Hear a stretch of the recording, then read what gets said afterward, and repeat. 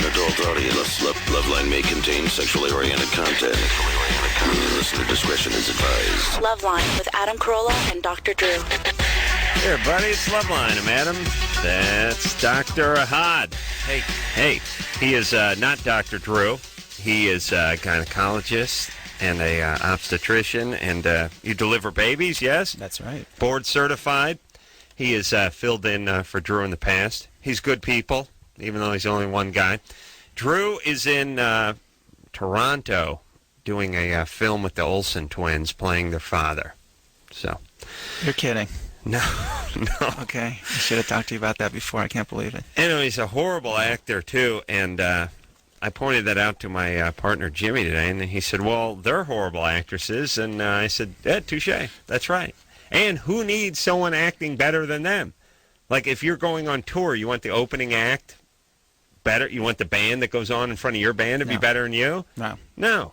If you're the Olsen twins, you don't need some hotshot actor. You need a nice wooden Indian type like Dr. Drew. Ouch. So Ohad is not only a good guy and a good gynecologist, he's been nice enough to volunteer his services tonight, and I think that's the way we're going to sort of steer the show. So I think, Adam, sorry to interrupt. I think what we can do, though, just in the tradition of Dr.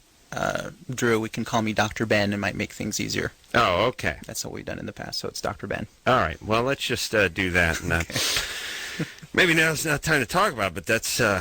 should have had a conversation before we went on the air, Dr. Ben. But, all right, I'm going to scratch that off. All right, Dr. Ben, ask him all the coos-related questions. And see anything strange pull out? Wow. Any golf balls? Anything strange in the gyno business in the last few months since we've seen you? Just babies. Just babies? Just You babies. delivering a lot of babies? Yeah, it's busy. Is that exciting? It's great. I think that's why I got into this. Because you like playing God? Huh? Because that's playing God. Oh, boy. Yeah, you're playing God. Okay. I believe a woman should just go to the woods, and I've instructed my wife that if she's going to give birth, she goes to the woods, comes back when the kid's 17, 18. Right, yeah. At least old enough to get the learner's permit. Anything weird happen? Anything come out with like a blockhead or foot first or an umbilical cord strangling the kid or anything? No, just nothing too exciting. Thank goodness. You don't want things to get too exciting. What's the ratio C-section to a natural birth? Well, you know, statistically, nationally, you're talking about 25%. And then each hospital... 25% C-section? 25% C-section, right. It used to be higher, didn't it? It's hovering basically right around 25% now. But wasn't there a thing, I don't know, 8 years ago where it was getting really high and then for insurance purposes and it's come back down? There was something called the Healthy People 2000 initiative where people saw the handwriting on the wall and saw that a lot of people were getting cesareans, and a lot of doctors were not offering trials of vaginal birth after cesarean, so people who had one cesarean section started to get more and more cesarean section. Well, there's something that can happen to the womb when it's had a previous C-section to it, where that area is inherently weaker, and when you go through labor the second time, it could potentially just rip right open. Right. That happens less than 1% of the time, yet it's so, obviously frightening on many levels, and can it's like Alien. Well, it can increase the risk of all kinds of bad things happening both to the mother and child, that a lot of obstetricians just went ahead and just started doing repeat C-sections, which increased the C-section rate even further. So at one point there was some pressure to bring the C-section back down to about 20%, and that was the goal for 2000. That was not even close to being met. And at this point it's hovering around 25%. Don't take this the wrong way, but can you tell the bad ones when they come out? You know what I mean? The troublemakers. The ones we need to ship off to Mexico and Canada immediately. You know what I mean? You look in a kid's eye, you get a pretty good idea where the kid's at. You know what I'm saying? Yeah, he's got placenta on him. He's still attached to the umbilical cord, but I think I can look a kid in the eye, especially his first moments on the planet, because, he doesn't have the facade worked out then like evil people do now. Can you spot, I guess, the publicists, the people that are going to be attorneys or publicists? You think you really get a good look at these, get a feel for them, thump them a little bit? No, I'll leave that to the pediatricians. All right. Yeah, it's not my job. How big an incision you have to make for the C-section? And don't give me that millimeter crap. It's the United States. You give me inches. You want to get into fractions? That's fine. I'd say about the diameter on a kid's head is probably running around 10 centimeters. So there it is. Okay, so you know what? Centimeters. Make a fist with your hand. It needs to be at least that big. I'm going to make this fist. I'm going to punch you if you go metric again. It's United States. Now give me inches. How big's a kid's head? So, you're talking about basically something on the order of 5 inches, let's just say. 5 inches? Yeah. All right. Seems about right. All right. And what's the average vagina? Wow. I don't know. I haven't looked that up lately. I'm sorry. Well, you get your tape out next time you're down there. Madeline? Yeah? Hey, Tony Hawk is supposed to be in here tonight, too, and he should be. He probably just went to the old studio. So we can look forward to Tony Hawk showing up any moment now. Hey, Madeline. Hi. What's up? You're 17. Yes, I'm 17. I just wanted to say, first of all, that Adam Carolla, you're like my ultimate god. Thank you. I think you're so hot, seriously. Yeah. But, Wow. okay, well, anyways, it's going to sound kind of weird, but, every time I orgasm, I, pee. And my boyfriend, we've been going out for 2 months, and he wanted to go down on me, and so I let him, but I didn't really warn him about it, and so he went down on me, and then when I orgasmed, I peed on his face, and he didn't really act completely disgusted, but he didn't say much, and I was like, I'm sorry, and then he didn't really talk to me very much the next couple of weeks, and he hasn't done it since then, and it's really awkward when I'm with him. He had fluid in his lungs. He couldn't talk. He was on pneumonia. He was on a respirator. Yeah, he didn't talk to you too much. Yeah. Well, so I don't know if he wants to break up, and it's really awkward, and I was wondering if there's a way I can hold it in, or if I should talk to him about it, or what. But this is your boyfriend. This isn't a guy you've just had a few dates with. No, we've been going out for 2 months. 2 months. All right. And has he said he loved you? No, we haven't said that yet. It's just weird that you're not talking. I mean, I don't think the shot of urine in the face helped, but it seems like he'd be talking to you if you were in fact his girlfriend. Yeah, well, we're talking, but he's just not really we're not having the same kind of conversations as we used to. It's just really short, and he seems to and it's no sexual tension, or anything. Well, maybe he's scared you'll strike again. Probably. All right. I don't know. Well, let's ask Dr. Ben if a woman can control this. I know what the answer is. Okay, so let me just ask you a couple of things, Madeline. First of all, is it for sure that it's pee? I would expect you to know the difference, but you have to realize that there are some women who basically can orgasm and release vaginal fluid that is not urine. So even though there's something moist coming out of you, the question, and it could be a good amount of quantity as far as the stuff that can come out that's not pee. So the question is, are you pretty certain that it is urine? I've just always assumed it was pee. It's it doesn't look I don't know, vaginal fluid or anything. It's pee, basically. And does it smell like pee? Does it smell? Yeah, it smells like pee and everything. Okay. All right. Because that's while that can happen, that's actually less likely than just basically making a lot of vaginal secretions, which can still look and to some degree feel like let's pee. just assume it's urine for now. Let's assume that it's urine. Basically, is this for the happening? sake of comedy, right? Is this happening every time you orgasm? Yeah. Does it happen every time? Yeah, I've got some news for you. You probably cannot control it. Now, there's one thing that is available that you can potentially think about using. Mm-hmm. There are medications right now that basically work very well to stop the uncontrollable contractions of the bladder.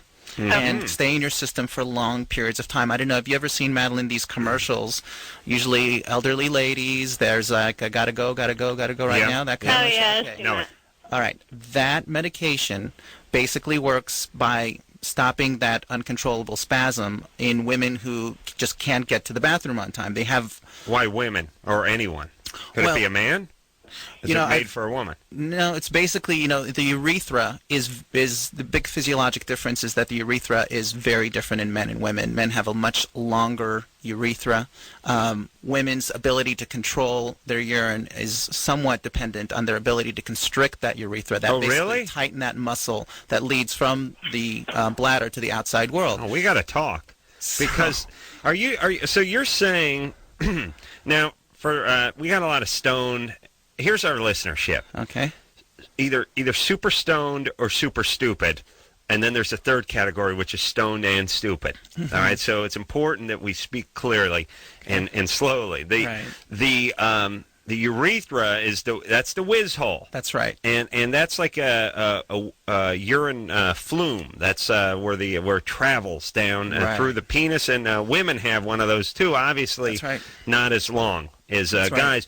But you contract that or constrict that, and that. Is that what controls urine, or is it that and something else? It's that and something else. So you have one mechanism wherein the bladder is told to contract, and you have another mechanism by which you can, while you may not be able to completely control the first, you can control basically the door out of the bladder. Wow. So there's two separate systems. One is it the whole urethra? I mean, like if you took my whole penis, what part? The middle? There's something toward the nut side? Right, okay. Or the business end? I get you. There's something called the functional urethral length. So it's not necessarily true that the longer your penis, the more control you'll have over your bladder. Good. But in general, men have a longer functional urethra. That's the part that actually can tighten up compared to women. That's sac side? That's sac side, I guess, yeah. Okay. Is that in you? Yes. Oh, it is? It is. It's in you. Mm-hmm. It's that muscle that you use when you, let's say, if you have to stop midstream, that's the one you're contracting. Okay. So guys we got more of that than women. Yeah. So anyway, this medication, which is called what? You know what it's called? Well, it comes in, there are different forms of it, but the one that, this is the non-generic name for it, is called Detrol, D-E-T-R-O-L. It's a fairly new medication. And you take that and it's good for a day? It's good for a day. Good for a day. Yeah, so now if you know you got something going that night, take it that morning, well, right? It doesn't work quite like that because it takes about 2 weeks to get optimal amounts of this medication as long as you take it on a regular basis, and then you just kind of have to take it regularly as long as you want the effect to last. When you get off the medication, you kind of go back to where you were. All right. And that will give you greater control? Not so much greater control, but it will help you control the uncontrollable spasms that are happening in Madeline's case when she orgasms.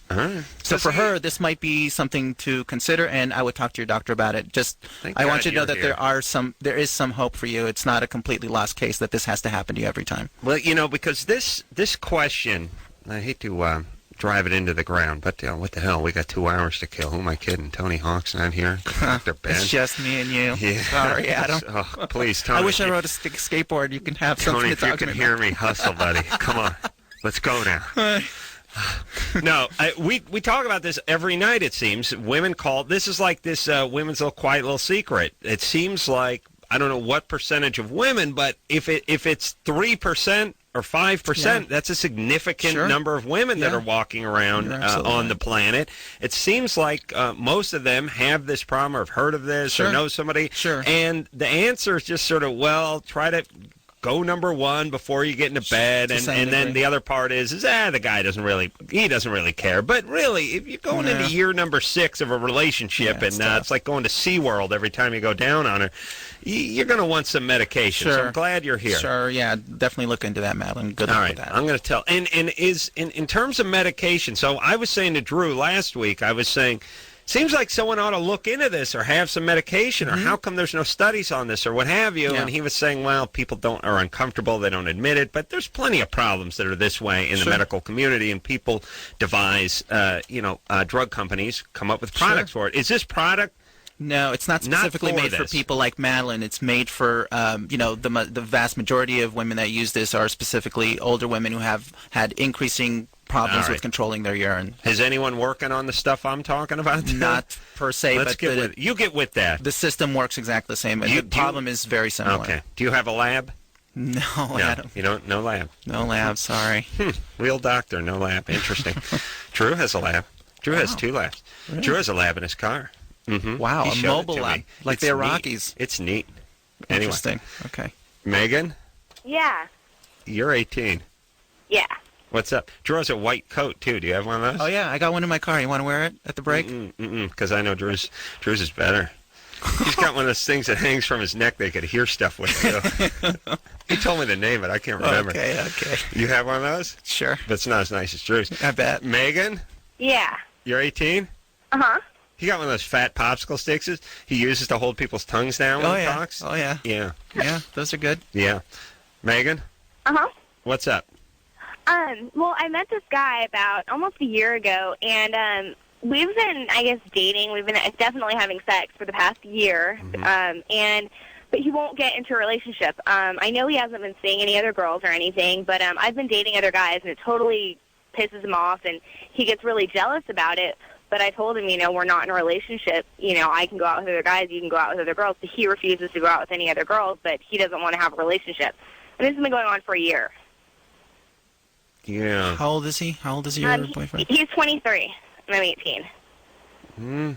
It seems strange that he refuses to go out. And by the way, do you know that he refuses to go out with other women, or is that just his party line with you? I know that he doesn't. Like, we talk too much. We see each other enough. I know that it's not that. Yeah. Is there some stumbling block, some fundamental thing like he's Muslim and you're Jewish, or no, we both really your don't. Parents hate each other. Either of that. No. No, it's not really that big of an important part in our life. So. No, what I'm saying is there's nothing he can't get over. No. He says he's in a bad relationship, but I don't know. I'll give you another, one of those examples, you dated his brother all through high school or something, or his best friend, or something like this. One of those, sometimes relationships have these fundamental problems that you just can't get past. Mm-hmm. Nothing like that. Nothing. Right. And he gets jealous when you go out with other guys. Yeah, he went through my cell phone, too, and he just saw these guys' numbers, and he just got pissed off, and he started calling them. Sounds like a dynamite individual. Yeah. I could see why you'd want to do something more permanent with him. Yeah. He sounds like an a-hole. What's he do? I can't, I've tried dating other guys, and to me, he's just a wonderful guy. And no, he's not a wonderful guy. He's unavailable, and that's what's attractive about him. Yeah, that too. And I've tried to break it off with him completely. All right. So by the way, that's as close as I ever get to you're right. Thank you. That was very insightful. Right. No, that was pretty good, Adam. Yeah, I know. I just have to compliment myself. Okay. Yeah, that too. Everyone's pissed off. The closer you get to the truth, the less credit you get. The more angry everyone gets.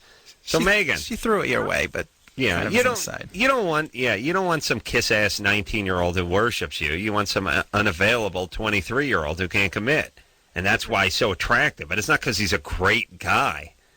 The great guys don't keep you on the end of a string and then go through your cell phone and then start calling these other guys that you're forming a relationship with because he won't commit. That's not great guy behavior. He's an asshole. You just love him because he's an asshole.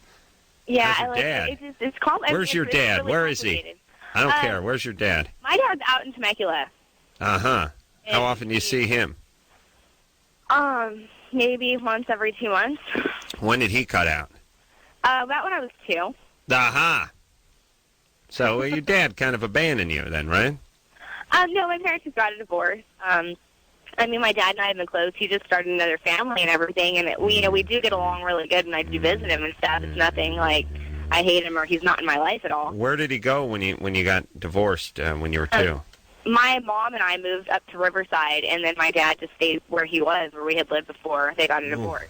Riverside. Yeah, that's the problem. That's child abuse right there. It's the smog in Riverside. Oh, what the hell did your mom move to Riverside for? We had family.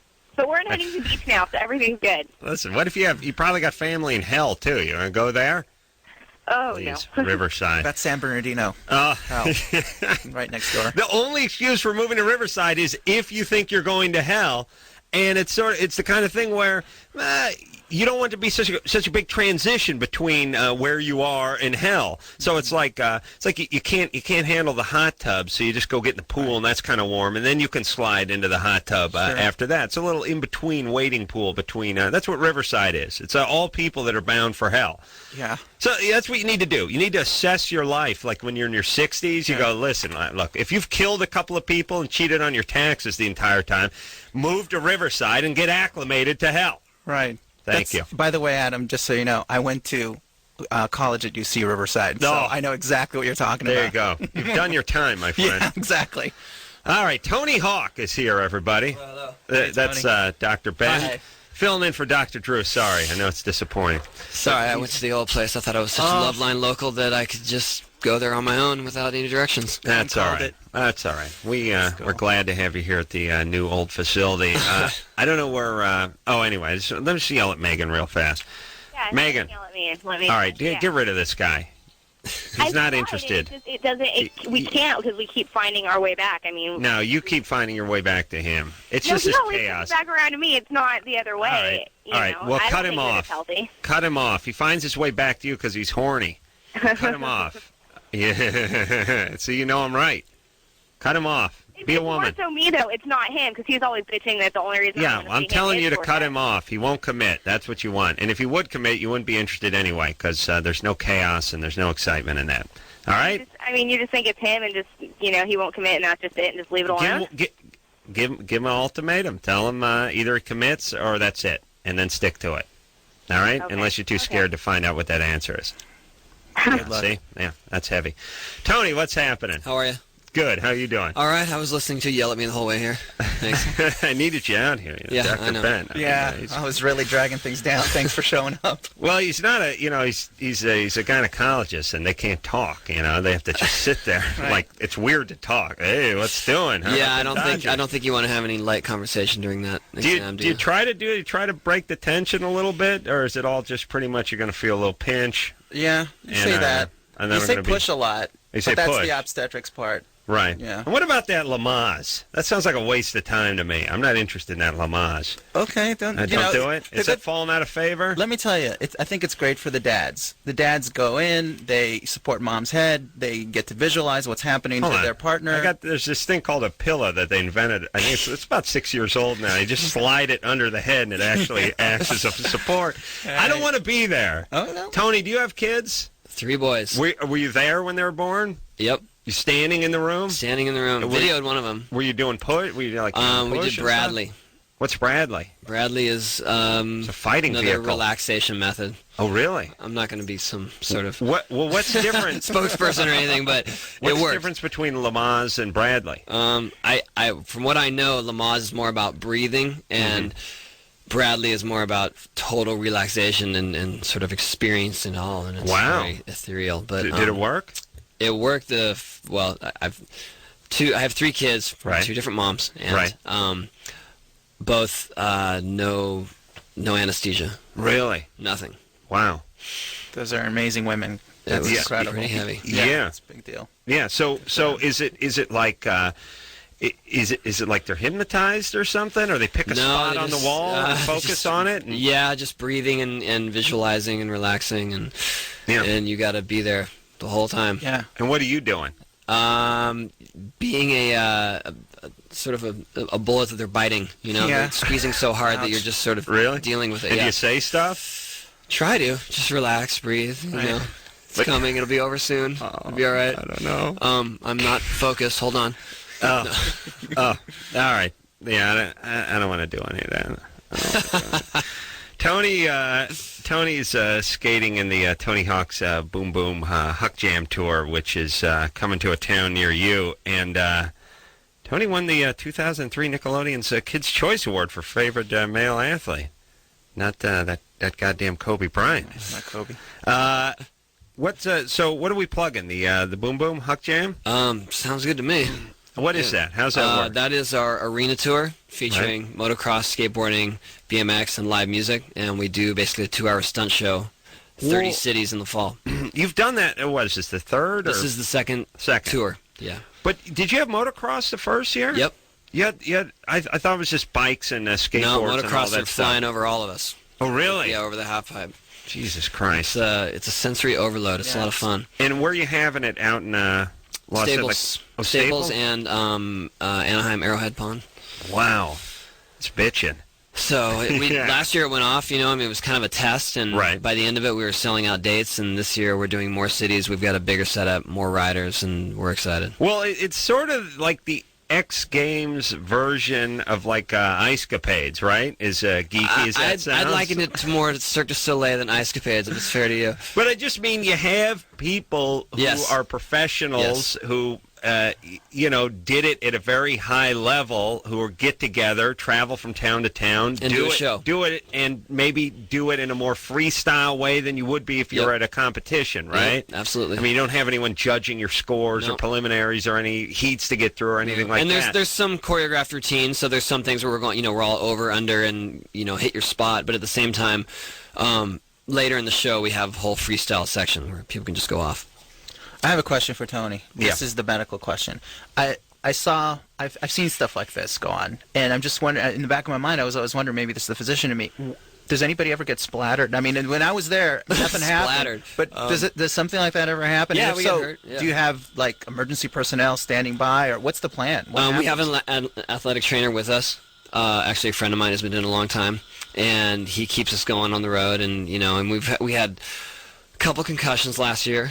Wow. But nothing too serious. People assume right away it's like, oh, these guys break bones all the time and blah blah blah. But it's not that common. Really? But we're doing it at such a high level every night that people get hurt. But no one was out more than one show last year at a time. Oh, really? Yeah, that's pretty good. How many dates did you do? 22. Wow, that's a pretty good track record. Yeah. I mean, it's like going through a whole football season without only pretty missing much. one game. But I mean, we get hurt. I just got 18 stitches out of my shin. Oh, that's pretty. Yeah. That's great. It should have been an orthopedist here tonight. Could have given birth through that shin. We're going to take a little break. Dr. Ben here filling in for Dr. Drew. Tony Hawk in tonight, and we'll be right back after this.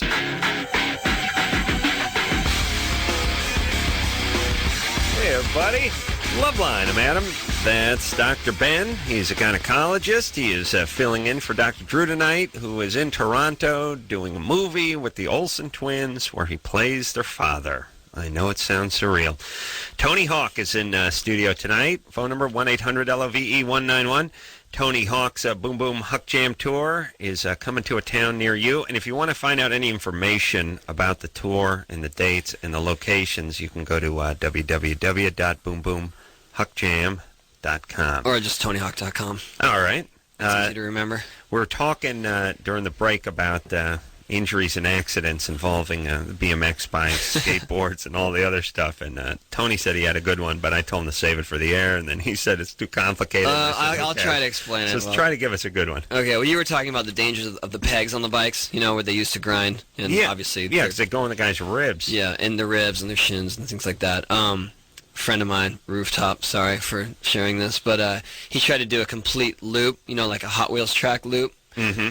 And like in that movie Earthquake, when the guy rode the motorcycle, was trying to ride the motorcycle around the loop. He wasn't just doing a flip; he was going to do it on a track. On the loop, yeah. All right, on a bicycle. Yeah, a couple guys have done it. Right. Rooftop decided he was going to do it, and he just went for it straight away without using any pads. And when we learn it, we put pads in the center in case we fall. Mm-hmm. He went for it, and he lost his bike about halfway up, and fell from the top.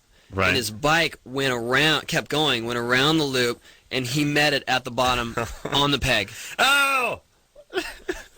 In his ass, right? Yeah. In his ass? Yeah, well, I mean... Near his ass. Yeah, near. Who cares? Anywhere on his body. Somewhere on his buttocks. Did it get into him, that thing? I think it scraped him pretty good, but I don't think he required any surgery. Wow. Man. And so here's... imagine you're falling from this loop, you've already got that dangerous situation, and then your bike decides it's going to beat you to the punch. Yeah, here's the thing about the pegs. Just if you don't need them, leave them at home. That's the take-home message. That's the message. That's right. That's all right. crazy. And what is someone's done loops on a BMX bike? Have they done loops on a skateboard? Yes. Who's done? You done a loop on it? Yeah. You've done a loop on a skateboard? We're going to do it at the Huck Jam. We built one for this tour. Really? Yeah. So now you have to have it like a takeoff ramp, right? Takeoff ramp. There's a lot of physics involved because the takeoff ramp has to be the same height as a loop. If it's any higher, you get too much speed and you kind of compress into the top. Wow. Really? So there's some. Yeah. So it really has to be the same height. Yeah. And that'll carry you across. Yeah. Our loop is 14 feet in diameter, and the starting ramp is exactly 14 feet tall. Really? Yeah. And so I imagine the first sort of the beginning part of the loop feels sort of normal to you until you start getting past vertical, Once you start getting past vertical, your instinct tells you to turn around. Right. So that's why we put all the pads in for the first few times people try it, because you just can't get used to that sort of one track, and you're going to keep going straight. Right. You want to go back down the other side. Wow. And how wide is it? It is 8 feet wide. 8 feet wide. Yeah. So it's just a sheet of Luan or plywood or masonite or whatever you make ours is made by a staging company, so it could be taken apart each night and set back up. So it's a little more elaborate. Tell you, if this was a good 70s drama, there'd be some dicey stagehand who was looking around and loosening some of the bolts. because that's the way you would kill Tony Hawk. You couldn't just shoot him in the parking lot. You'd have to loosen some of the bolts and him look around and light a butt. This is the stagehand who wears the jumpsuit that's unzipped halfway and he's not wearing an undershirt. Yeah. You watch out. Watch out for the stagehand. He was hired just at that city. That's right. He's not traveling with That's us. right. Drifter. Yeah. Drifter. Exactly. Yeah. Wow. So you're going to do a loop. And you didn't do that last year. We didn't have it. Well, we couldn't really afford it last year. We didn't know what to expect, and this year we went all out. Yeah, so 14 feet. That seems like a lot. But what? Well, we're used to riding ramps with 11-foot radiuses. Right. This has a 7-foot radius. Yeah. Right. It's only it's actually adjusting to a smaller transition for us. Right. So you're sort of it's wanting to push you down when you hit it. It's sharper than you normally deal with. But a pool has a shorter radius, right? Yeah. Yeah. But we're used to skating ramps these days. The X Games are here at the Staples Center. No, I mean, I'd be on my Black Knight hitting coping. The X Games are at the Staples Center? Yeah, just got back from there. What the hell's going on with this? How is that? It's crazy, huh? Well, the whole X Games thing, I remember, I guess everything starts out this way, but, 7 years ago, it was like, pfft. Yeah, really? Some random Lugenstein is on a mechanics creeper and he's going down a hill. Big deal. And then all of a sudden, it's like it's huge. Yeah, is Lugenstein still doing it? Remember that guy? I think so. Son of a bitch. We went up to up north to do it a few years back, and that goddamn Lugenstein never left me alone. It's a big behemoth in a leather jumpsuit. I get on my back and I go down a hill on a skateboard. I'm like, so what? What is that? Is that ballet? Oh man! You make fun of those losers, right? They don't have luge in the X Games anymore. Oh, they don't? Mm-mm. Good. Lugenstein's back managing the Arby's. All right, where are we? Oh, did I knock this thing off, Ben? Either 3 What'd or you 6. Have? 3 or 6? 6 is for Tony. All right, let's go 6. Brandon? Yes? You got a question for Tony? Yep, I got a question. Hey, Brandon. Hi, Tony Hawk. I'm a really good fan of yours. Hello? Well, thanks. Yeah, and you're the reason I started skateboarding. Really? How long you been skating? Like 3 years almost, but I'm just trying to practice on my ollie. Cool. Well, you can always improve your ollie, no matter how far you get. I still want to ollie higher. Oh yeah. How's the ollie go? The ollie is like the no-handed aerial where you snap the board with just you're using your feet and lift it up with your feet. That's basically the foundation of every modern trick. Oh really? Yeah. Wow. Is that named after a guy named Ollie? His middle name was Ollie. Wow. Hey, I learned something today. Thanks for having me on, Adam. Was my idea. Very educational. I'm going to add that to my list of things to do before I die. I got the Ollie. No, have something named after me. Oh, okay. Right now I have jump into a body water with a knife in my mouth. Yeah. It's just the things I'd like to do. I have a cape removed from me on stage. I come out on stage and my second comes and removes the James cape. Brown. I want to have my hands registered somewhere. I could be thrown out of a casino for winning. And now I want a skateboard move named after me. The A-hole. All right, so, hey, Brandon? Yes? Do you have a question for Tony? Yeah, I got a question. All right. Hey, Tony, how come you're retired from competition? I still think you're a really great skater for competition.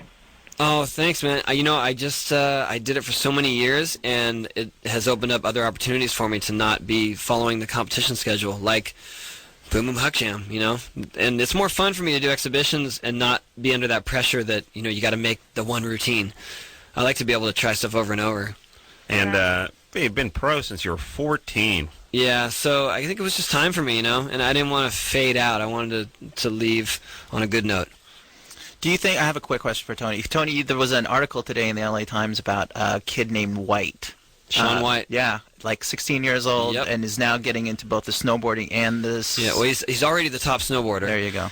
And now he has set his sights on being a pro skater, and he qualified for the X Games at a recent event, and so he's the hot young vert guy. So I guess what I was asking, is this like a Tiger Woods thing where people are getting like younger and better at doing things that when you started out people weren't really doing? Shaun White is an exception. He really is a phenom. You want me to get rid of him? What's that? Can you take him out? Get the stagehand to loosen up yeah, the to ram. loosen his trucks. Yeah, that might work. Yeah. Knowing Loosen the Sean, he'll trucks, just figure out a way to work around it. If you want something named after you, how about Murder in the First? How about that? Oh, they have no. This has got to be a move, a maneuver. It could be like a sleeper hold. It could be a wrestling move. Right. Anything. Could be like a. What about a sandwich? Boxing punch, like a bolo. It could be a sandwich. Except for it'd have to be big. It couldn't be local or regional. It need to be a large scale. People would have to know it. It'd have to be like Reuben. You know what I'm saying? Something big. BLT, something like that. All right, let's take ourselves a little break. Tony Hawk here tonight. Doctor, the hell is that? What is Dr. that? Ben? That's not me. Is that your pager? Nope.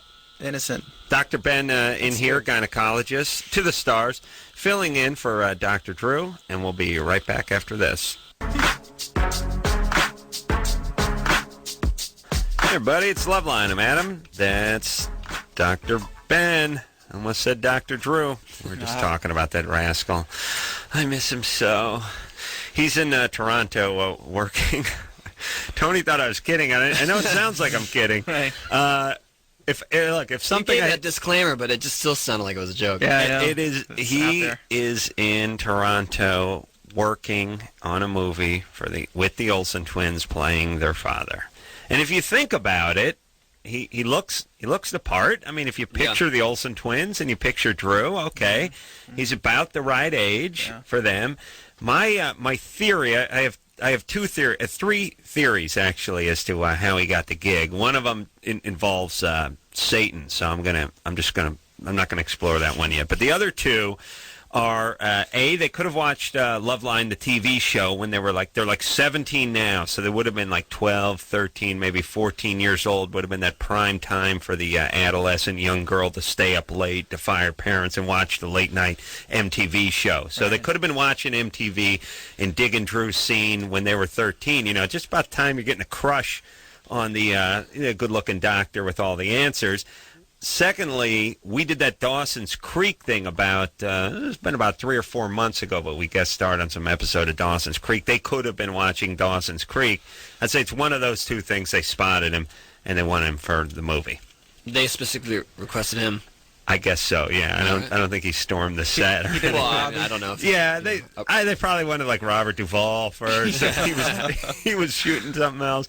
I'm sure he couldn't have been their first choice. That's a good point. That's a very good point. Now, Tony Hawk is right when he says that Dr. Drew was well down on their list. Come on, people. now. I'm going to tell Drew when he comes back. Tony, your name is Dirt now. Tony, I can do a loop on a skateboard, so I must know everything Hawk. I'm going to tell him about that. No. He'll be very pleased to hear that. All right, great. All right. So anyway, he's shooting that. Tony is here tonight. And Dr. Ben, who is a gynecologist and obstetrician, is here filling in for Dr. Drew.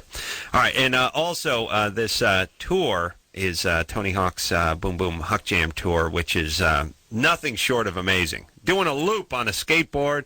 You got guys doing crazy things on the dirt bikes and the BMX bikes. It's all there. That's going to you can start buying tickets on August 16th, and if you just go to www.boomboomhuckjam.com or tonyhawk.com, you can find out when they're coming to a town near you. All right. Beth? Yes. Beth, wake up. Hello? You're 21. What's up? Hi, yes. I was just calling to ask about both bacterial and yeast infections. I've had bacterial infections twice recently, and I get yeast infections like every month. And I know it must be related to my period because it's always like during the week before my period. What's the difference, Dr. Ben, between the bacterial and the yeast infection? Well, yeast is a fungus and bacteria are bacteria. They're just different organisms. Both of them can cause irritation to the vagina. The vagina basically begins to get irritated in different ways, either by itching or just general discomfort. I'm just wondering, as Beth is describing this to us, she's saying she's getting repetitive yeast infections. Are these diagnosed as yeast infections each time, Beth? When you said you get a yeast infection every month, you might feel uncomfortable every month, but does somebody actually diagnose you with a yeast infection? Yes. Mm-hmm. So you go to a physician or somebody who looks under a microscope and tells you you have another yeast infection just like you did last month. Yeah. Is that what's happening? Mm-hmm. Okay. All right. After you've gone through that for a couple of times, what have you heard from your physician or from whoever's diagnosing you? I had like a similar. Well, I had a problem with yeast infections related to my birth control several years ago. But this has. I don't think that I'm not on the same birth control anymore. I'm actually on orthotricycline low now because I thought that perhaps the lower estrogen level. That's correct. So let me just, for everybody else who's listening, Beth, and just let me cover who gets repetitive yeast infections, because it's fairly unusual. Bad people. It's sort of a punishment. Yeah, it kind of is, right? God does punish those that are bad. He works in mysterious ways. All right, so besides bad people, basically, birth control pills is associated with repetitive yeast infections. Pregnancy is associated with repetitive yeast infections. People who are on prednisone. These people who maybe have arthritis or asthma, taking prednisone increases your risk for that. And people on antibiotics. Antibiotics basically kill the normal flora, the normal bacteria that live in the vagina, and allow yeast, which to some degree is always there, to completely overgrow and become the predominant organism in the vagina and then cause symptoms. What's up with the vagina? It's being like a swamp or a gym locker or something. Like, what is it alive for? Why can't it just be simple? Just be like a moccasin, you know what I mean? It's got to have so much going on in there for. Right. What kind of plan was this? That's why they're gynecologists. God created the vagina. I know, but you guys came around like 10 minutes ago. Poor women have been struggling for this for millions of years. What was the plan to make this such a, put a Steinway? Like you take a Steinway and you mix it with a Ferrari and a swamp and you put it up the woman. It's complicated. No one can work on it. People don't know how to fix it. Right. It's a mess. What's going on? That's why you have to go to medical school for 4 years and you have to go to residency for 4 years, and then you kind of try to get a handle on it. I just thought of a horrible question. As a gynecologist, you guys work on cadavers? Well, everybody goes and does that. Yeah, but you work on gynecological cadavers?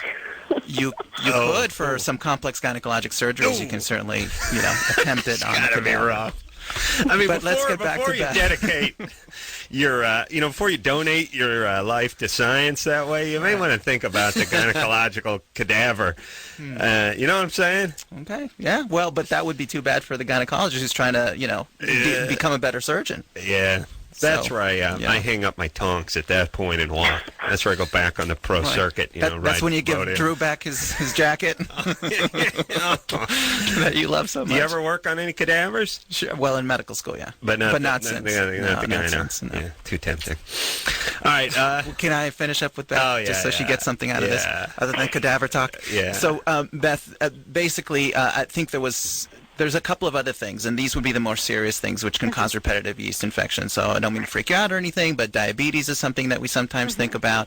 There are other immunosuppressive situations like people with HIV, AIDS. Exactly. So hopefully at some point, especially if this has really become repetitive, somebody should have had a long discussion with you, seen what medications you've been on, and maybe talk to you about some of your options. A good option is to do kind of what you just outlined for me, which is decrease the amount of estrogen that you're taking in your birth control pill. So, for example, orthotricycline, which might have been something you were originally on, contains more estrogen than orthotricycline low. The low implies that there's a lower amount of estrogen in that pill, and that would be one way to go to definitely try to, see if that changes things up for you. All right. Good luck with the vagina. That's okay. That's the short. Do you say that at the end of your examination? Don't say Good luck with the vagina. No. And do you say like what a mechanic would do, like when like when they bring the car, it's like, how's she running? She pulling to the left? What's going on? No, Adam. I just ask if there are any problems, and we go from there. And do you do that thing where they go like what a mechanic will do? Will go like, as long as I'm putting it up on the rack, you know what I mean? We might as well check this. Doesn't work as long as you're up in the stirrups. Might as well do a quick Hyman retread or something. You know what I mean? Is there stuff you want to do as long as they're up there?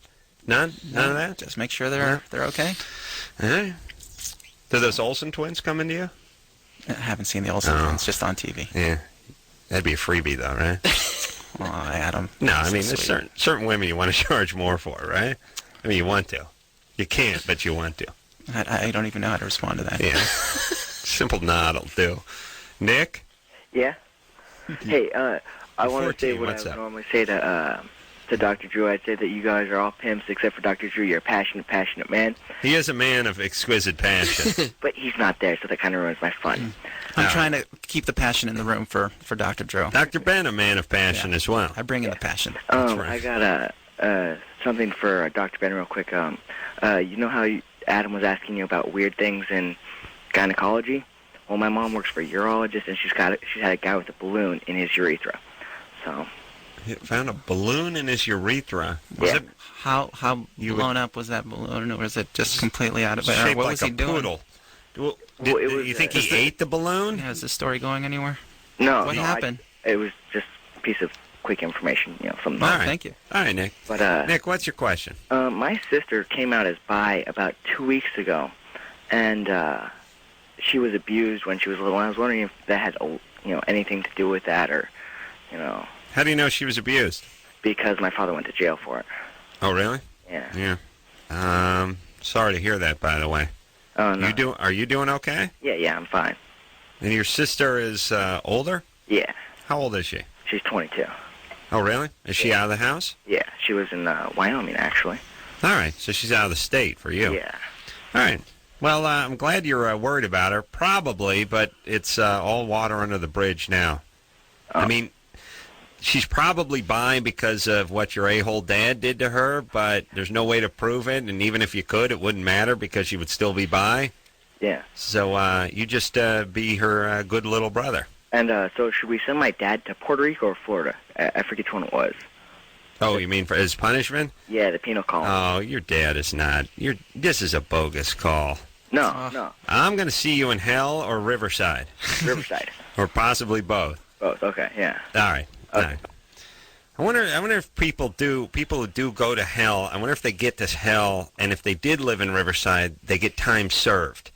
You know what I mean? Like when your court date is going on and they finally they issue your sentence, but you've been in for 2 years, so you deduct that from what he gives you. I would totally vote for that. I was in Riverside for 3 years, so I would time totally served, right? I'd love to have that as time served. Tony, but you may not. You probably won't go to hell unless you did what I thought you did to the vagina cadaver. I don't know. Tony Hawk is in here tonight. He's plugging away on one of his various projects that we'll talk to you more about after this. Fine, I'm Adam. That's Dr. Ben. Dr. Ben is a gynecologist who's filling in for Dr. Drew tonight. And Tony Hawk is here as well. Tony Hawk is filling in for himself. Tony has got his circus, his X Game type circus that he's taken on the road. This is the second year. Last year was such a success that he's doing it again, and it's bigger and better. And he's doing a loop on a skateboard. Yes, which, I would love to see. 14 feet is the ID of the loop, as we call it, right? Yes, there's a 14-foot loop. There's also a 30-foot drop. We call it the 30-foot free fall. So it sounds really cool. There's a 30, like takeoff ramp? Takeoff ramp into a gap, ramp to ramp jump. That's 30 feet. Really? Yeah. That was in it last year, though. Yeah, amazing. I've seen a guy do that. I mean, it's crazy what kind of ground is covered, or what kind of air is covered in a skateboard. And 30 foot, by the way, just go stand under a 3-story building and look up. That's 30 feet. As a matter of fact, don't stand in front. Lay your head down on the sidewalk and then look up. That's the ground. That is the amount of distance you have to cover in one of these skateboards. And how fast is the guy going when he hits it? I don't really know, honestly. Got to hit him with a radar gun. I want to say like 30 or 40 miles an hour, probably. And you just is his board any different than anyone else's board? Well, some of the guys use the same setup. I like to keep one with the trucks a little tighter because when you're going that fast, you tend to start wobbling with the speed. Right. So I keep the trucks a little tighter. But actually, a skater just broke the world record. Danny Way, he went 75 feet. And does the record have to be ramp to ramp? It's basically it's ramp to ramp. Yeah, I mean, it's basically if you can jump further than that in the air, if it's not a ramp, you're in trouble. No, I'm just saying, like, fair game, you can give the record. Well, I know, but into a lake, would that count? Oh, you know what I'm saying? No, landing. You got to land it. You got to land it, right? And so what he did was he built a landing that was almost all slope, so he could land anywhere he wanted on it. Sure. Right. And they just measure right where his wheels hit. Right. But the takeoff's got to be. Now, did he take off? Did he get pulled by a car? No, or he went down this giant rolling. I mean, it was probably about 40 or 50 feet. It seems at a certain point, it's like you should almost be propelled I mean, just have a guy on a motorcycle or something whip you into it or something. Yeah, because, but it's all very calculated. When you design the ramps, you know how steep you want it, you know what kind of radius you want at the bottom, and how much it's going to take to do this. And if that's where my shady gaffer comes in and starts loosening things up. We're going to write a script around that. Please do. Wow. So this is going to be a good show. And this is just the skateboard portion of it. Skateboard and bikes do the 30-foot jump. The motorcycles do a 60-foot jump, which is actually small for them. Yeah. Because we got to fit in an arena. Right. Oh, my God. I can't. You know, the other thing, too, that's crazy about the bikes is they don't need a run at stuff anymore. No. Like, they turn around a berm. It looks like they're right on top of the jump. They hit it hard in, like, second gear or whatever. And the next thing you know, they're 50 feet in the air. Crazy kids these days. They have their own acceleration. All right, let's speak to Josh, who's 25. Josh? Hello. What's up? First of all, you guys rock. Tony Hawk, you're great. Thank you. I had a question for Dr. Ben. Okay. And that is, I had a little too much to drink at a party once, and somebody kind of said I wouldn't put a stun gun to my testicles, and I did. And I was just kind of wondering if that could cause any, like, future fertility problems or anything like that. What about it? That's crazier than what Tony does for a living. It should be a stunt in the show, though. Yeah, I'd pay to see that. Actually. Drunken Josh. Did you pass out? Yo, pardon? How did you pass out? No, it didn't hurt it, but then 10 minutes later, I nearly fell over. Yeah. Does that would that scramble the kid's brain? Not his brain, but his offspring. Future offspring.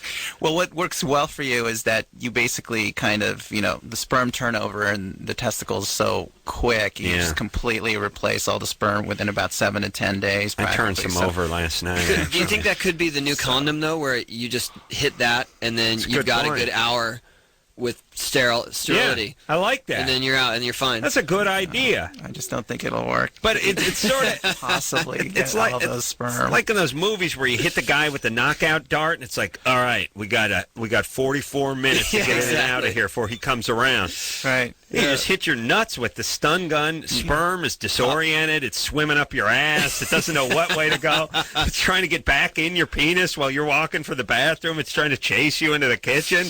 Yeah, Tony, this is a great idea. Thanks. Tony, you're talking to the same guy who wanted to invent the gyno dog. Do you remember that, Adam? That was on your venereal sniffing dog. That's right. And let me tell you this. Oh, okay, first off, this wouldn't be the first time. I think I'm going to go down like Da Vinci, and that he had a lot of ideas that were way ahead of his time. You know, he had like the helicopter. Right. I think he invented the Etch-a-Sketch. There are other things that he may have invented. I'm not sure all he invented, but he invented a lot of good stuff that didn't come around for hundreds of years. And, in his time, of course, his contemporaries, helicopter, what are you, high? Crazy. Yeah, they made fun of him. Now, considered a genius.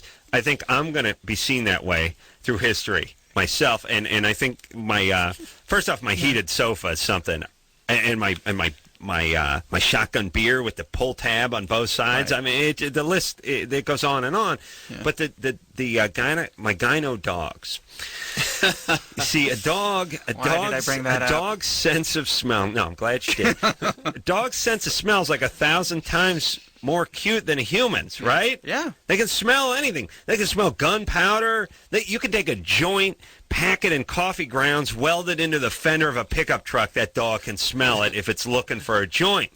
Why? And now, gynecological diseases, venereal diseases, they got their own smell. Everything's got its own smell. Cancer's got its own smell, and you're making fun of me, but they've trained dogs to smell skin cancer you're now. Actually right. And this is years after I came up with this revelation.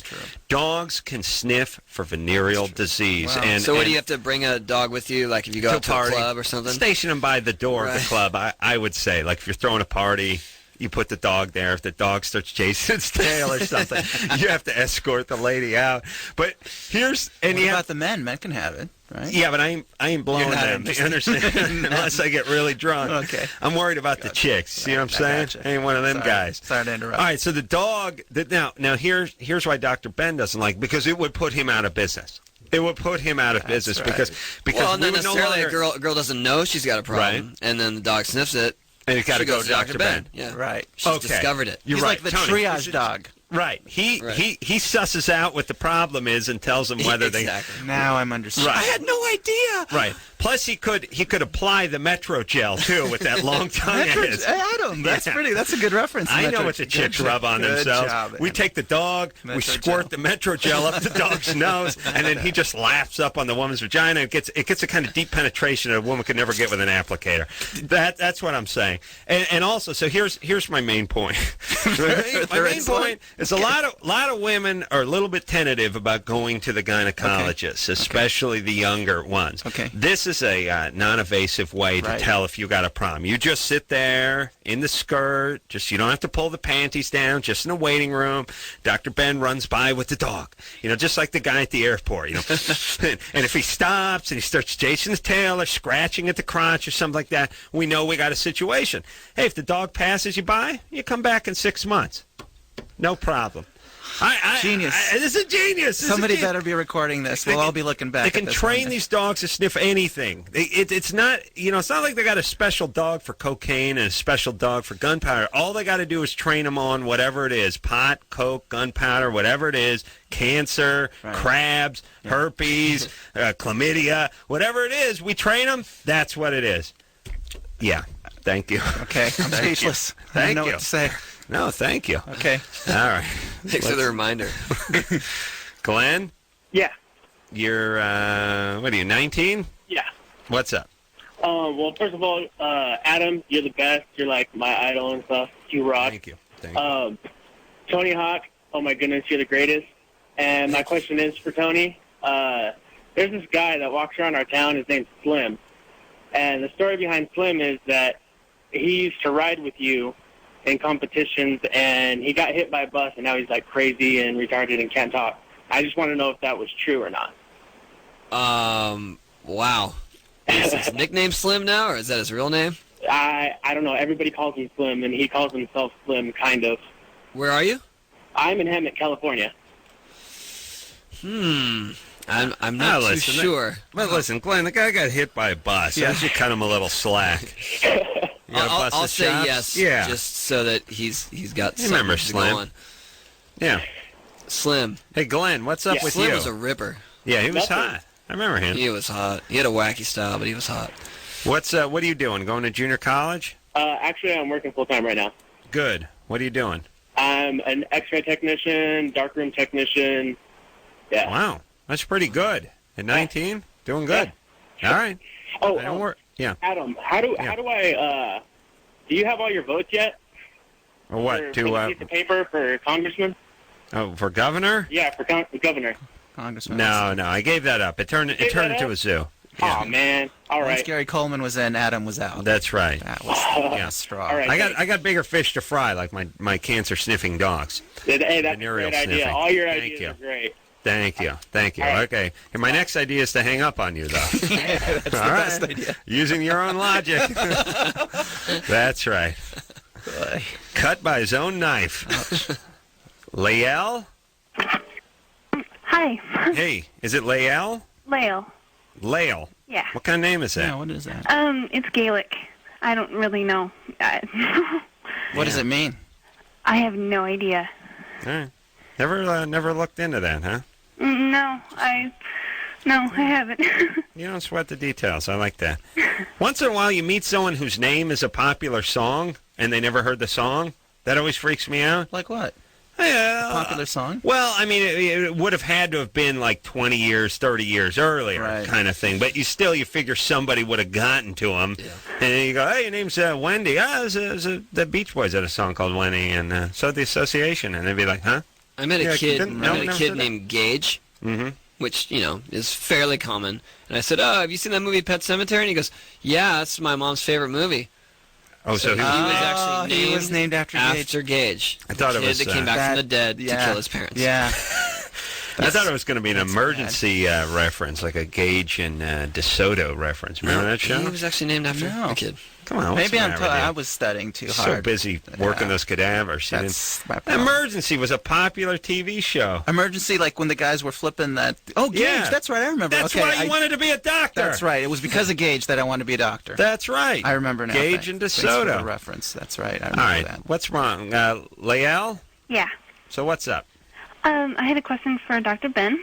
Listening. I was wondering what he thought about using 2 pill packs for birth control instead of going to the placebo, just going straight to another pack, just to lengthen time between your period.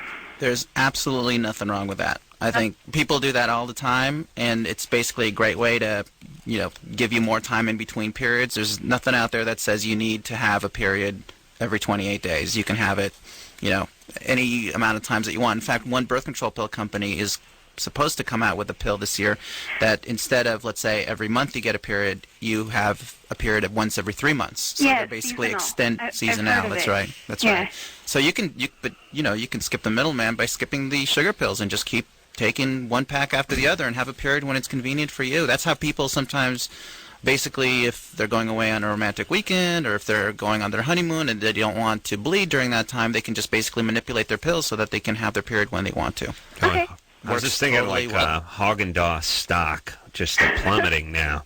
Like, imagine we live in a society where women, we just get rid of the periods. What about under that notion, though, every 3 months? Does that mean you only have one bad week of emotions every 3 months? That's a good question. Well, to be honest with you, PMS, which I think you're I to, was trying to be subtle, but right, yes. Is actually, as of now, there's really no birth control pill that's been associated with making PMS better. So we can't manipulate PMS the way we manipulate periods. People are still going to have changes in moods that may be related. So you will have that emotional change once a month. You still have some emotional mood change. There, compared to placebo, there's just no birth control pill at this point that's been shown to have some effect. There's one birth control pill in a very small study that has been shown to be, let's just call it, promising for that. Compared to placebo, there was a difference. People did feel better on that pill, but that would be the first time that a pill has ever done anything like that. But is it, you're talking about the pill doing it, but I think Tony and I are basically talking about the pill getting rid of the period. Right, that's what I'm talking about. And so it's sort of 6 of one, half dozen of the other. Just because you won't have a period doesn't mean you won't have the symptoms that are associated with PMS. Right. That would Every still month. continue every month. Yeah. They just don't have a birth control pill that really knocks out the PMS the way it would, let's say, knock out a period if you just kept taking it. I got to believe just the psychological aspect of not having something come out of you, namely blood, would help a little bit with your mood. Well, you know what I'm saying? So you have to kind of put the two on two separate bills. One would be the period, and the other one would be the mood. One would be like the bloating and the physical things that happen right around your period, and one would be, completely emotional, mood, psychological, whatever. Completely. I'm just different. saying when you can't fit into your sandals, it makes you angry. You know what I'm saying? If you're talking about it that way, well, then you could potentially make an argument. Sure. So it gets rid of the bloating and that kind of stuff too, because that's attached to the physiological side of it. No period. All right. Why don't we just get rid of chicks altogether? I mean, isn't that where we're heading? We'll just hang around and be like Lord of the Flies. I'll rent porn for everybody. That'll be good. You women, you guys start working on a synthetic vagina instead of all these pills. That's what you need to focus on. That, and then we'll get my dogs. That'd be great. Tony will do a show. That's not the kind of line for us. Show for all dudes. So be like, look, here's what the day will be. I'll be running around with my vaginal sniffing dogs. You work on the synthetic vagina, so we don't need women anymore, and we'll just watch Tony do loops on a skateboard. This is like some kind of demented survivor. Yeah. We'll get dumped on an island. Utopia. All right, Liel? Yeah. You're fine. Hey, good times, all right? Thank you. Yeah, all right. Good luck. All right, so the sugar pills are the, what is it, like 4 of them that are in the pack? It's generally in a 28-pill pack. There's 7 of them. It's the last 7 pills, and they're usually a different color. All right. And what about manipulating the system, this way? As Dr. Drew says, no free lunches in nature. Right. What about eliminating a period? Or at least postponing it. Something is supposed to happen 12 times a year is only happening 4 times a year. Right. No one's scared of this sort of long-term consequences in fact, of that? there's some evidence that it might be protective because, well, it does several things that we think are probably positive. One is people who have women in general eat less red meat, eat less iron. They tend to get more anemic because they also lose blood every month, whereas men don't have to worry about that. But in general, if you cut down on periods, you cut down on blood loss, you can definitely help women who have an anemia issue. So that would be one, let's say, benefit of doing something like that. Right. Then there would be other benefits, potentially as well. There's a decreased risk of some cancers, specifically uterine cancer and ovarian cancer. My dogs can sniff those. And so that would all be, taking pills that way to prevent you from having periods can definitely be protective for many things. So one of the things they're going to work on is a Chihuahua that actually goes in. Do you know what I'm saying? Getting to the parts that, let's say, the Basset Hounds and the Beagles couldn't get to from the range that they're at. You might need a little more cooperation when you get to that stage. Well, we're going to use one of your takeoff frames to get them in there. The 30 foot. I mean, with the women. Oh, with the girls. Don't worry about that. I do tests on the homeless. I just give them a six-pack. Leave that to me. That's my job. Right. You ride the skateboard, son. You let me conduct the experiments, right? Yeah, right, Dr. Ben? Yeah. That's right. You actually, I think you really could use one of our lab coats. I really could. Yeah. So. All right, let's take ourselves a little break. Tony Hawk in here tonight, Dr. Ben in here, filling in for Dr. Drew, and we'll be right back after this.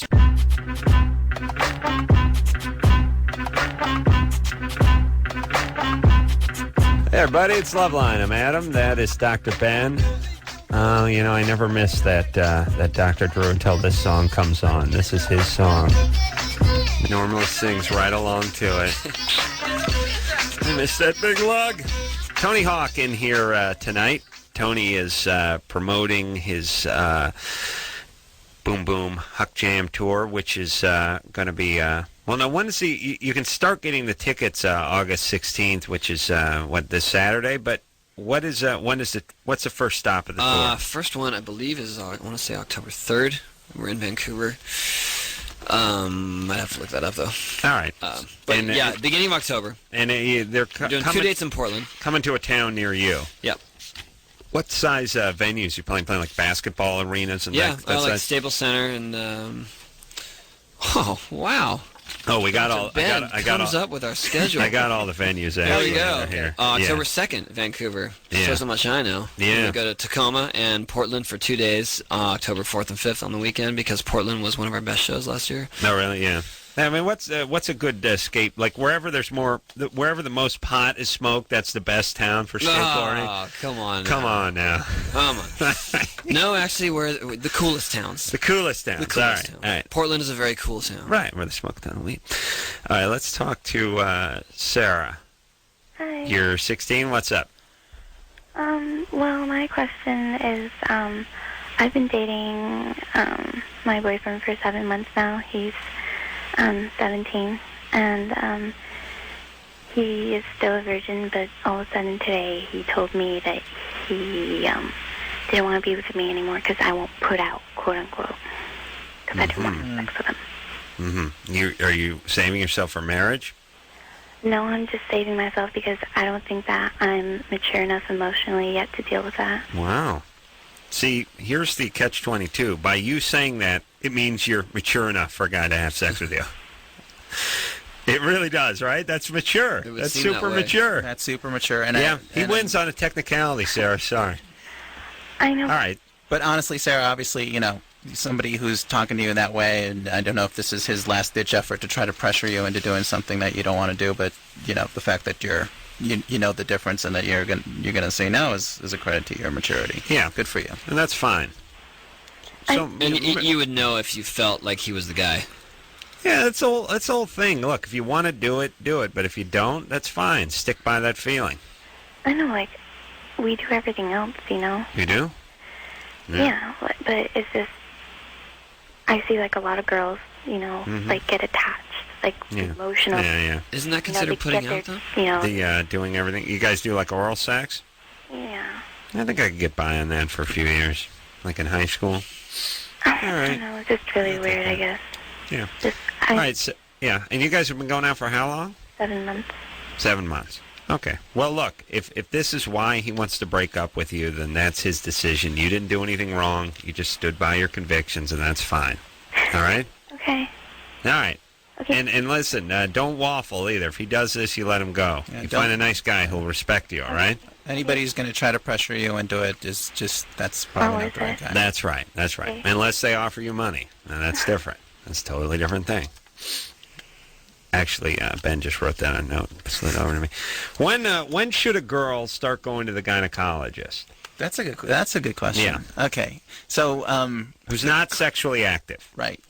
To be perfectly honest, Right.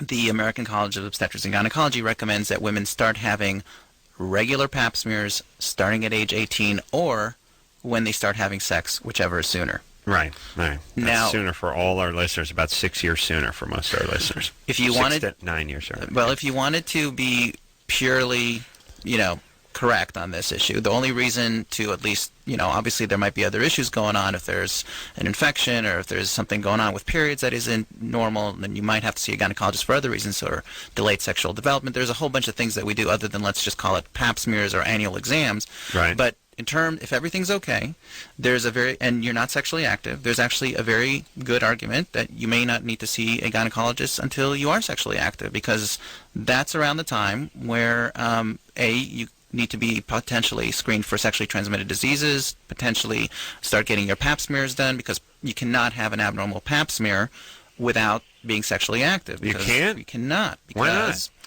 Because cervical cancer and abnormal cells are thought to be only transmitted or gotten by having intercourse and getting the human papillomavirus. Really? So if people like nuns, people who have never had sex, no matter what their age is, they basically cannot have cervical cancer, which is what we screen for when we do pap smear Do you screening. see nuns? Because that's a bad bush. Yeah, I mean there's no maintenance going. That's a yard that's never getting played in.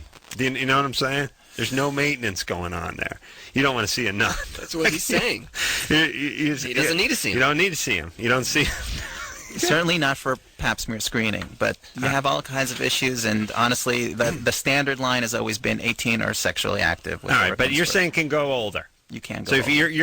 you're If everything's normal, you're you not can go sexually older. active, you're a virgin, you're 24 years old. Having regular periods, there's no abnormal discharge, no pelvic pain. If you're doing all right, there's no This reason. is smart. Until This is good. That's a good trend. start getting sex, This yeah. is like those cars with the transmission that you never have to change the oil on, or you get 100,000 miles before a tune-up. I like that. That's nice. I'm gonna tell my daughter that. All right, where are we? Let's see. And what about where do you stand on the emergency contraception? You like that? You Sure. like that pill? You give it out? Do people ask you for it? Yeah. All right. Yeah. And just a quick word, since you brought it up. Yeah. Basically, just for all the listeners, you can get emergency what Adam was just referring to, emergency contraception. A lot of people think of it as like the morning after pill. People who are, let's say, having a condom break on them, happen to have intercourse without being on the pill or not using contraception at the time. In the state of California and also in the state of Washington, pharmacists since 1997 in Washington and since I believe it was January of 2002 here in California, And there we're are so progressive. We're 5 years behind Washington. We are 5 years behind 6 Washington. years. But they basically, you can get, without seeing a doctor, without an appointment, you can go to a pharmacy and get emergency contraception. So there's really, if you live in those two states, you really should be able to go ahead and get in touch with even a pharmacist, even if you don't have a doctor, if you don't go to a gynecologist, at least to get emergency contraception.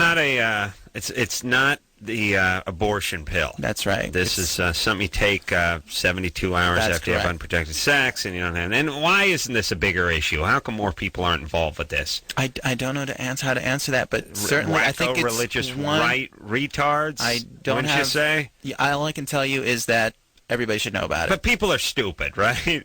I mean, here's the thing.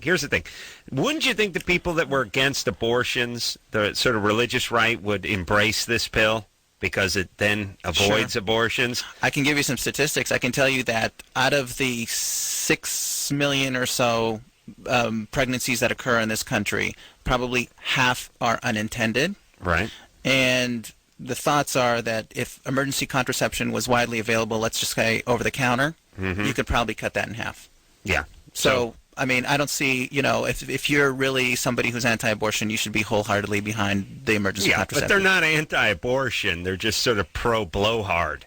They just like to quote the Bible and yell. They're just idiots. They don't want to. What they don't like is people having sex. It's not the abortion part. They don't like the part where they got pregnant, and it's really it's made up of religious wackos, which by the way is a mental condition in my mind, and I don't know why we don't treat it as such.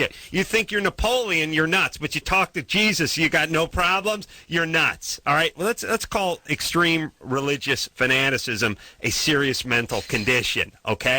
We have no problem doing it with the Shiites over here that are blowing themselves up and turning themselves into bombs.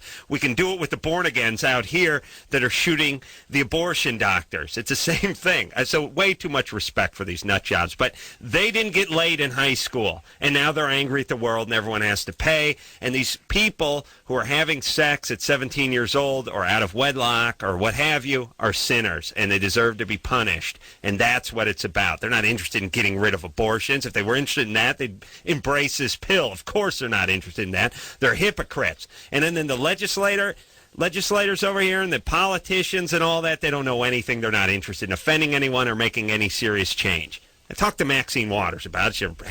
Her eyes spun around like they're pinwheels. She didn't know what I was talking about. Okay. Was Maxine Waters here? Maxine Waters is too stupid to come here, by the way. She couldn't find the studio. Wow. She's like Aunt Esther from Sanford and Son. She didn't know where she is.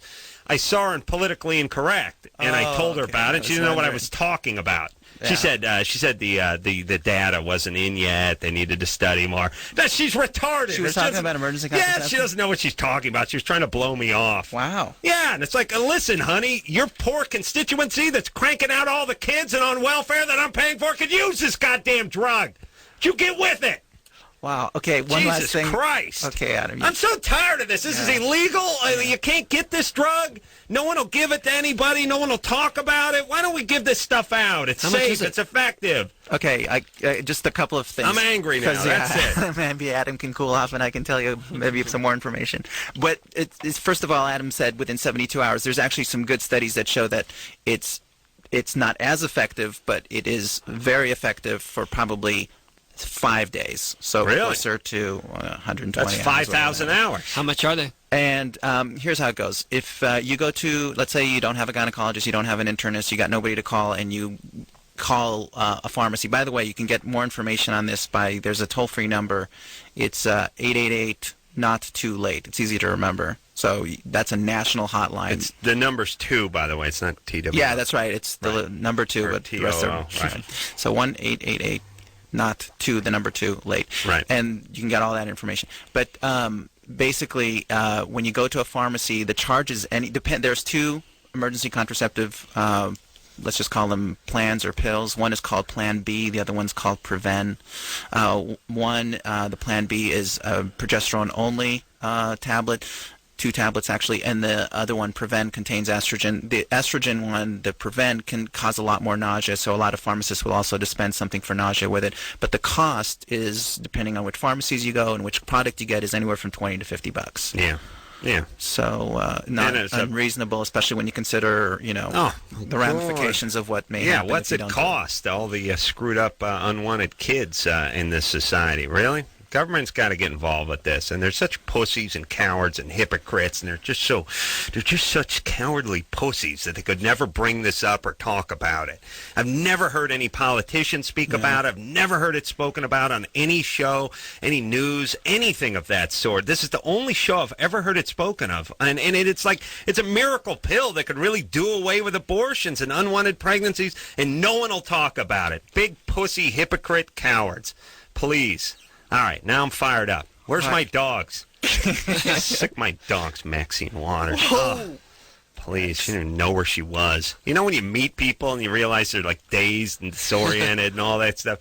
What is she? What? She didn't get the Larry King question from you. I think that might have taken her idiot a little by surprise. Is it really? Politicians can't just be at least of average intelligence. They have to be stupid? All right.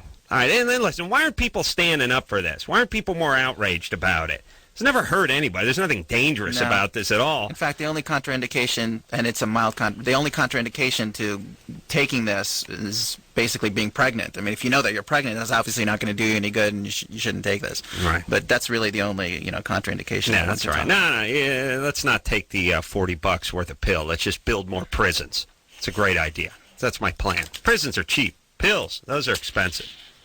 Brandy, Yes. you're 21? Yes. What's up? Well, I don't know if I should tell my husband how I feel after being together for 5 years, being married for 3.5, that I feel that I care for him, but I'm not in love with him anymore. Mm-hmm. And that Where's he now? Is he working? Is he in his truck? no, he's up at the hospital with his mom. Uh-oh. And I just left him from there. But I don't know how to tell him that I haven't been in love with him in a while. And then he knows the only reason I came back to him was because that we have a daughter together. And I was pregnant with her, but I want to be with women. I don't want to be with him. You want to be with women? Yes, I want to be with another woman. I see. And did you get molested? No, Huh? I was raped when I was 15. Oh, all right. It's a start. And your kid, now you have 2 kids? Yes, I have one by a previous relationship and one by him. All right. What kind of retarded game plan is this in life, by the way? Is crank out some kids and then go lesbo? No, he knows that I like women. Yeah. I was completely honest about that, but it's the way I was raised that's wrong. And I did not want to be disowned by my family. Uh-huh. So I knew the only way to not be disowned by my family was to be with a guy, whether I love him or not. Okay. Wow. But That makes what for a about the very cranking long out? life. Yeah. What about the cranking out the kids part? I mean, that seems like a longer I want- commitment to the heterosexual lifestyle there. I want children. I've always wanted. All right. Listen, can you get on some birth control so you don't have a third? Please. I can't have any more kids. You can't? No. Thank God. Why? What happened? I've had my tubes tied. Good girl. We're going to send you out a windbreaker. All right? I called Loveline, and all I got was this crappy windbreaker after I got my tubes tied. It's a little wordy. I'm going to work it out. All right. Okay. So, really, and what about before you were raped? Had to be some abuse there. My brother beat on me from the time I could walk until I turned around and beat the crap out of him when I was 13. All right. And, okay. And so a little physical abuse by the brother, maybe alcoholic dad? Mother. Alcoholic mother. Okay. So, you ever got any counseling for any of this stuff? Because you're going to make a horrible mother. That's not nice. Well, it's true. I don't know. It's not nice. I mean, your doctor's got to tell someone they got cancer every once in a while. Doesn't make it nice. It's just the truth. No, I haven't. I told my mom I needed counseling when I was younger, but she wouldn't give it to me. She wouldn't. Okay, your parents are horrible. So listen, you have girls or you have boys? I have 2 little girls. Good. Well, that means strippers, not devout criminals. So, Brandy. Yes. Okay, so here's what you got to do. If you're not in love with your husband, you get a divorce. I mean, if you're not into dudes, you're not into dudes. What are you going to do? I mean, on behalf of the kids, I don't think it would be a bad idea for you to try to stick it out with the husband. But he's probably a bad guy too, right? What's he doing? What are the kids doing up at Oklahoma? What time is it? It's 4 in the morning over there. Well, I just 6-hour difference to Oklahoma. I just got home from work. It's 2 a.m. here, and I just Okay. from All right. daycare. Hold on. Let me talk to my colleagues for a second. Wow. Oh, I Now, feel so bad for her. Don't you think if we took the kids and just put them in a bassinet and tied them to a weather balloon and just put them up into the Gulf Stream, they would have a better chance? Just that landing and maybe some Indians would adopt them or something. Scenario. Listen, here's what happens. They get screwed up, and then I got to pay for them for the rest of my life. So get that loop going. You got to do loops until your 80s now, so we can pay for all these screwed up. No, so we can raise tax money to pay for all these screwed up kids. That's what happens. But God forbid anyone. Did get they end up involved. with the 2 moms, or did they end up with? No, I don't know. Listen, dad? Brandy.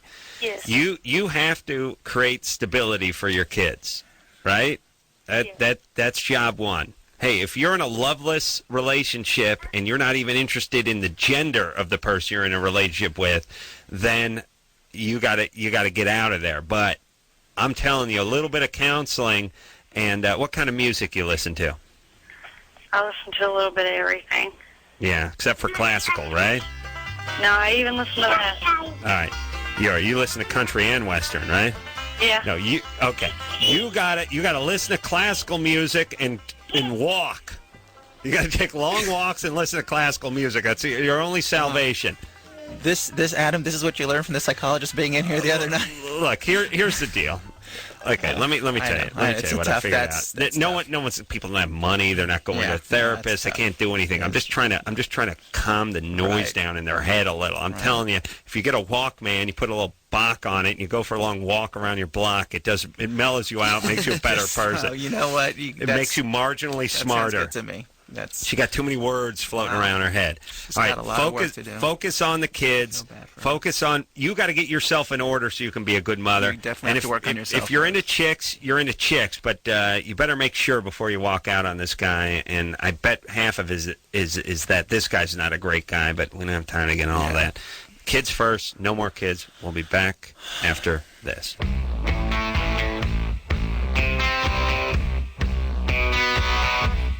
Hey, everybody. It's Loveline. I'm Adam Carolla. That is Dr. Ben. Dr. Ben giving me a little source on what I like to call my master plan. The Tony Hawk in here tonight. Tony is the biggest name in skateboarding ever, I would have to say, quite easily. And I'd say I'd say your average layperson knows one skateboarder's name, and that'd be Tony Hawk, wouldn't it? Uh-oh. I even knew Tony's name, and I'm totally out of it. So yeah, I mean, you're a nerd. Yeah. I mean, not nerd, but you spend your day buried in a vagina. You don't know from skateboarders. I don't know from skateboarders. Yeah, that's true. It's all because of video games. Well, that's true too. But that's how I heard of him. But I think the 900. When someone like Dr. Ben knows about me, it's because of video games. I can almost guarantee. That's how I heard. I can tell you, I heard about you. Yeah. Where? Let's see. I'm just gonna take who's been on hold the longest because. Why don't you do like the lightning round? Because we got 10 minutes. And all you right, can really do all the calls. I'm buzzing through everyone. Okay, good. All right, here we go. Stephanie, you're 16. Hi. Okay, stop blaming your parents. All right, let's go. Who's next, JP? You mean like that? we got to hear their... to do it funnier. Where's the bell? We got to hear their problems. Oh, I see. Oh, yeah, I forgot. Forgot the bell. Okay, never mind. Let's just bust I need my cowbell. Yeah. That's my problem. Yeah, it was in the old studios. It's not here. Well, the cowbell's not something that can be easily transported. It's like a Steinway. You got to get a flatbed truck. You got to get a cherry picker to get that in here.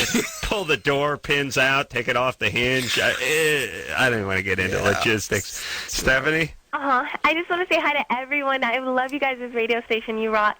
Thanks. Okay. All right, so your new boyfriend is hard to reach. He's always busy. I want to know if he's cheating. How old is he? He's 17. And he's your new boyfriend? Yes. How long you guys been going out? We've been going out for like over 3 weeks now. 3 weeks? Yeah. I'll tell you, when you're having trouble finding a 17-year-old guy at the 3-week mark, that means he doesn't look at you as his girlfriend. Yeah. He's marginally interested. He's not that interested. 17-year-old guys are pretty excited when they're into somebody. Yeah. He should be, he should be masturbating in his car out in front of your house right now. Not hard to get hold of. But I don't, like, and his excuse is that he's always busy with school. And I just no way. I think that's just kind of stupid, really. Do you see him? Do you see him at school? No, we don't go to the same school. All right. No. This has bad written all over it. Here's the deal. Don't call him. Don't call He him. owes you a phone call. And if he calls you and wants to come around and start acting like a guy who's interested in a girl and come courting kind of thing, that's fine. Okay. Courting is, it's been replaced by date rape, but it's what they used to do back in the day. They brought flowers and stuff. And he knows that my favorite song is Queen of the Stone Age, Go With the Flow.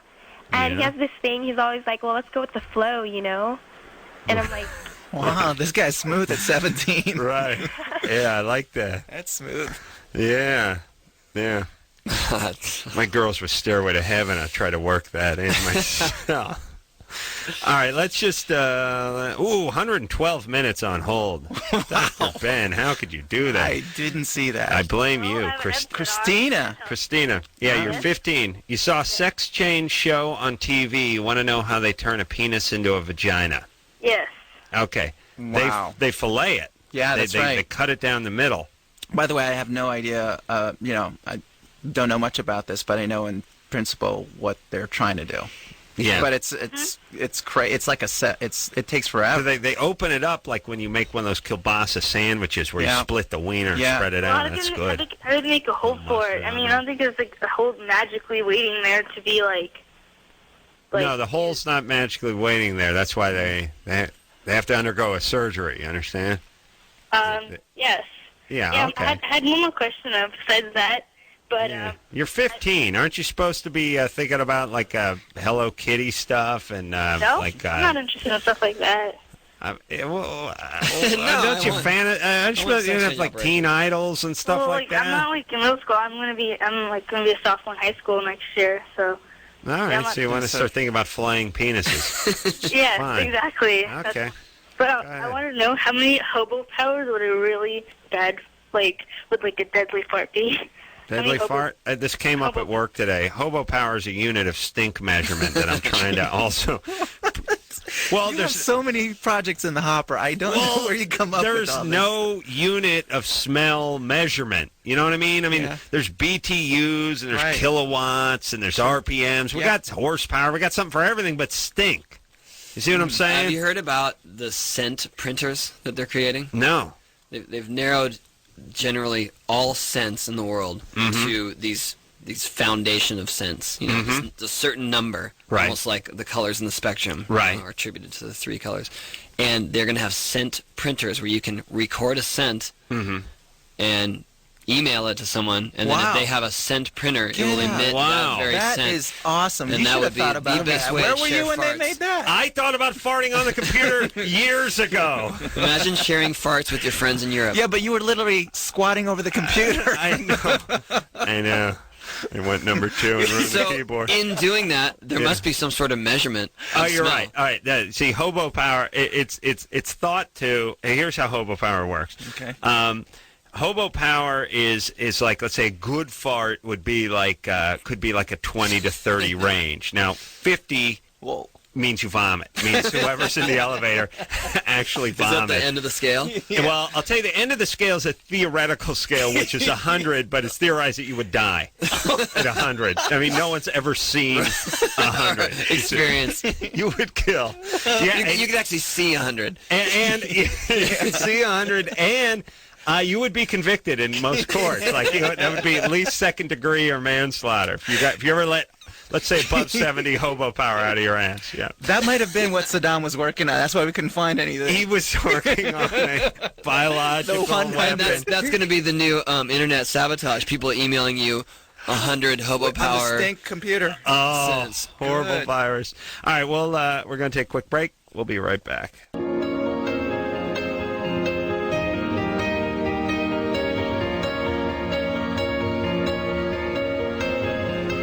Well, that's the show, everybody. Joe Rogan in here tomorrow night from Fear Factor and The Man Show. Talk to him about how that's working out.